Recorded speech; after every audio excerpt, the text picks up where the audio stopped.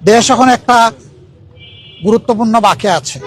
আগামী নির্বাচন অনুষ্ঠিত হবে একই দিনে, জাতীয় সংসদ নির্বাচন এবং গণভোট। সংস্কারের জন্য গণভোট আর সরকার গঠনের জন্য সাধারণ নির্বাচন। 12 তারিখের এই নির্বাচন নির্বিঘ্ন হোক, সুন্দর হোক এবং গ্রহণযোগ্য হোক, আমরা এটা দোয়া করি। আজকে এই বিষয় নিয়ে আমরা আলাপ আলোচনা করেছি এবং আমরা এটাও বলেছি, প্রিয় দেশের স্বার্থে অতীতে আমরা একসাথে কাজ করেছি, আগামীতেও দেশের স্বার্থে ইনশাল্লাহ আমরা একসাথে কাজ করব। তারেক রহমান সাহেব সহ বিএনপির নেতৃবৃন্দ একই আকাঙ্ক্ষা ব্যক্ত করেছেন, আমরাও একই আকাঙ্ক্ষা ব্যক্ত করেছি। এমনকি আমরা এটাও বলেছি যে 5টা বছরের জন্য জাতির স্থিতিশীলতার স্বার্থে একটা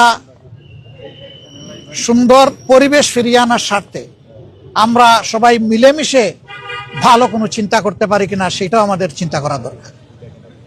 এবং আমরা এটাও বলেছি, নির্বাচনের পরপরই, সরকার গঠনের আগেই আমরা ইনশাল্লাহ বসবো, খোলা মনে কথা বলবো, জাতির জন্য আমরা চিন্তা করব, জাতির জন্য আমরা সিদ্ধান্ত নিব।